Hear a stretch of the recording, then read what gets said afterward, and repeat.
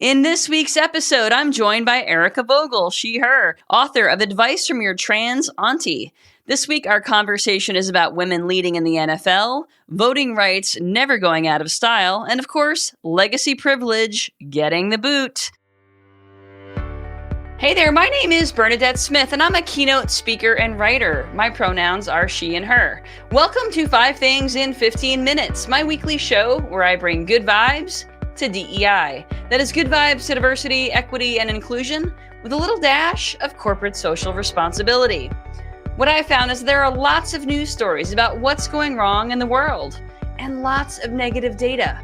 But there are also a lot of things going right. That's what I like to focus on. I search for stories that we can be inspired by and learn from. My hope is to inspire you to experiment with some of these actions and policies to help you build a more inclusive world.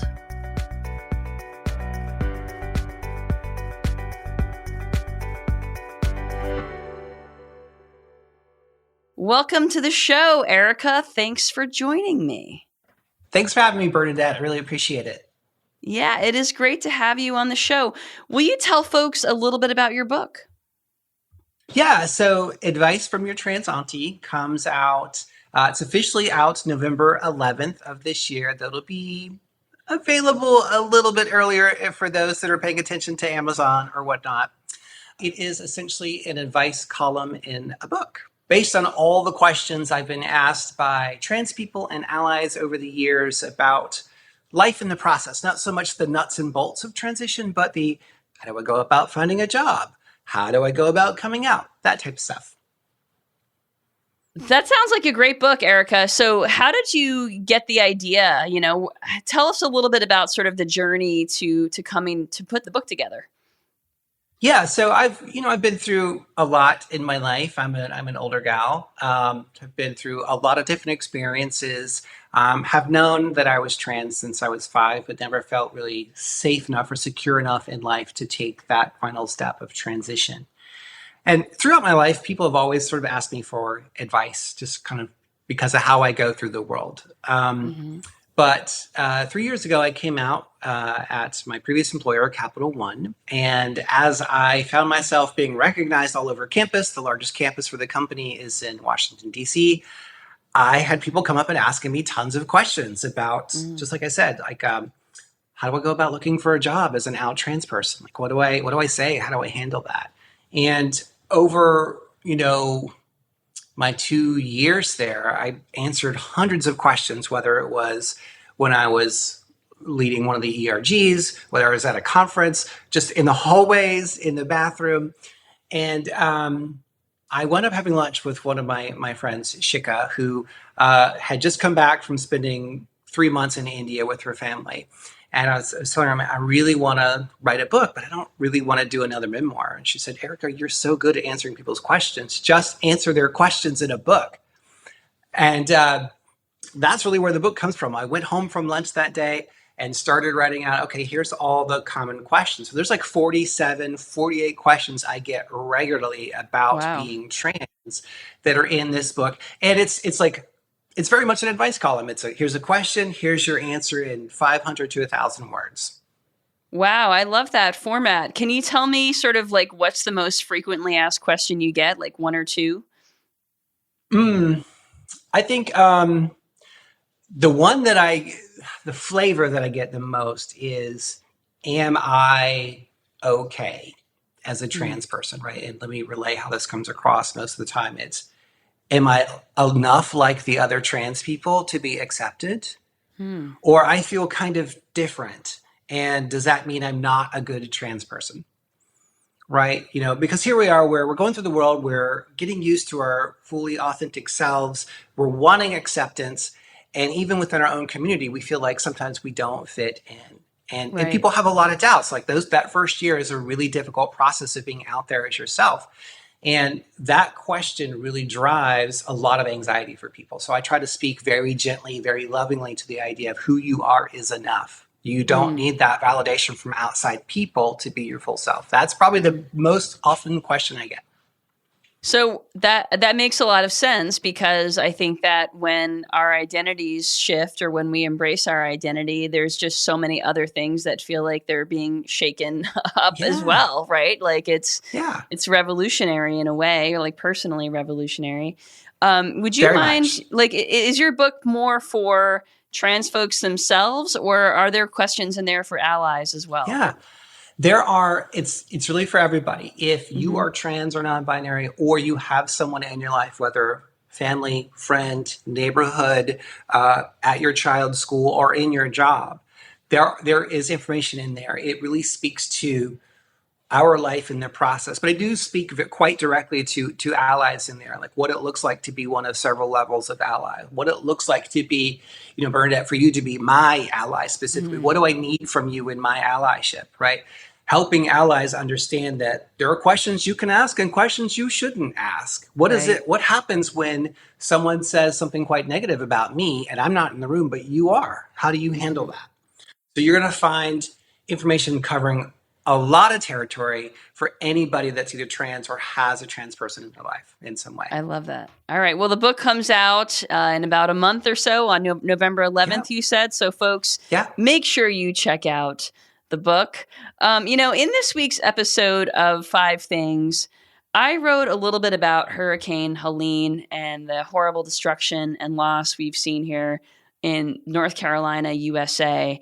And when I've been reading my social media posts from friends who are experiencing loss and have experienced damage, sort of the common theme I keep seeing is people are coming together in service to others. Good people just showing up compassionately to help. And back in the day, many years ago, I was an AmeriCorps member. I'm an AmeriCorps alum. It's like the domestic Peace Corps. And at one point during my service, we assisted the National Guard in building sandbags and rescuing people and pets from flooded homes.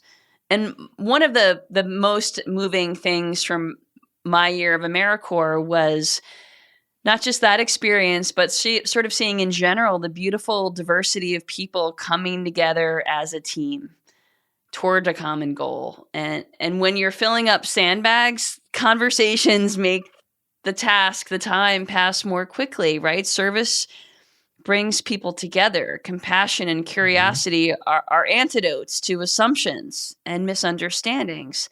And I believe that it's hard to dislike people that we're grateful for. So I'm wondering, did you experience anything like that from folks when you were coming out? Yeah. Well, first and foremost, I just want to say, like, watching what the aftermath of Helene has been devastating, but also heartwarming in the way that people have come together. My brother and sister in law live in Asheville, right? They were fortunate in that their house was undamaged, but I have other friends who I lived in that area for 20 years. And the stories that I hear of people coming together and looking out for their neighbors are truly what I think we all think it should be about to live in this country, right? Yeah. But back to your question. When I came out, and a lot of trans people go through this, we have a lot of trepidation about stepping out there as our full selves, right? Because how Yeah. are we going to be accepted? Are people going to look at us weird? We don't pass as female or male, depending on which way you're going. And it is in those little kindnesses of complimenting my shoes, or going into the bathroom with me to make me feel like I belong, Yeah. or inviting, as a trans woman, inviting me into the circle of women in the workplace, that had the biggest impact on my ability to feel accepted, and that this is something I could continue to do. You have to remember Yeah. that people don't transition on a whim. It is usually they've tried everything else in their lives to not do this. Right. There is no option left. So they come at this with their heart in their hands, sort of like a Hail Mary, if you will. And so we Yeah. show those little kindnesses, it makes the world of difference. Use those names, use those pronouns, include us in your groups. The biggest measure of success for trans people is in the acceptance of those around us. When that happens, we thrive. When it doesn't happen, we struggle to survive. I love that. Well, thank you for sharing so much of your story with us, Erica. Well, let's move into this week's Good Vibes. The first story this week comes from Levi's, which continues a legacy of supporting voter turnout with their Community College Commitment campaign, aiming to register 500,000 new college-age voters by 2028. So they're partnering with brands like Lyft and Spotify, targeting underrepresented community college students where voter turnout lags nearly 10% points behind four-year university peers.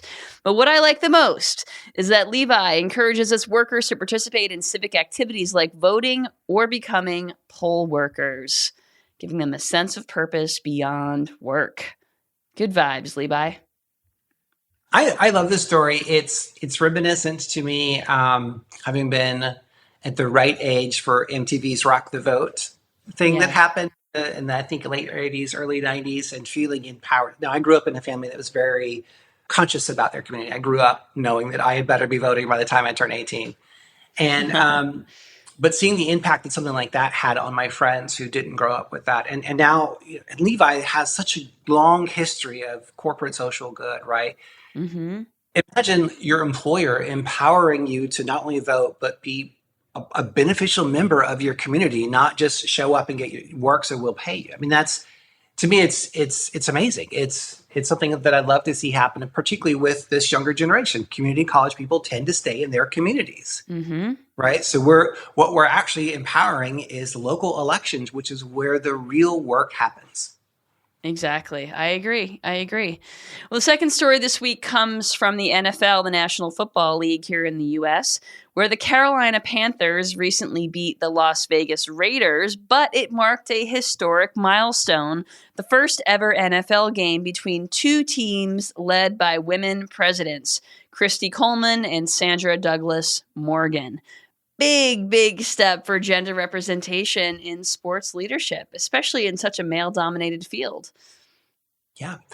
I loved seeing this story as an Atlanta gal. I am a Falcons fan and not a Carolina Panthers fan, but that's okay. But I did live in the Charlotte area for a long time, so I got over a lot of that. But to see two women be presidents of an NFL team when we still don't have great representation of many marginalized communities there is truly empowering. We have a woman who's the first assistant coach, the running back coach. We have referees. We still don't have enough representation in Black coaches and LGBT coaches at that level. So any marginalized group that makes a step forward is huge in that, but particularly in such a male-dominated sport. I love seeing two women being presidents. It's amazing. It really is. Well, third story this week comes from the state of California, which just made a huge move by banning legacy admissions at private universities like Stanford and USC. So this law tackles long-standing inequality in college admissions where children of alumni or donors get favorable admission preferences. And this matters because several major colleges have actually seen a decrease in the enrollment of Black and Hispanic students in the wake of the Supreme Court ruling overturning affirmative action. So this is a pretty significant law here. I was really excited to see law coming out. I was unaware of it until you brought it up to me a couple of days ago. The fact that we have major private universities in California, I think Stanford was one of the ones that was called out, getting rid of the legacy process, meaning that merit drives the admission process, not how much family, how well known a family member is or how much money they donate to the university is I think a huge win for opening the doors for elite universities to all people. Yeah, I completely agree. I think it just when we see sort of retraction of diversity, we need to sort of counterbalance that, right? And so I think this law counterbalances it in a really significant way. Okay, the fourth story this week comes from Bank of America, which has increased its pay for hourly workers to $24 an hour, part of their plan to get to $25 by next year. So this affects thousands of employees, particularly bank tellers and call center staff who may particularly be Black, Indigenous, people of color, so disproportionately represented in these lower wage jobs.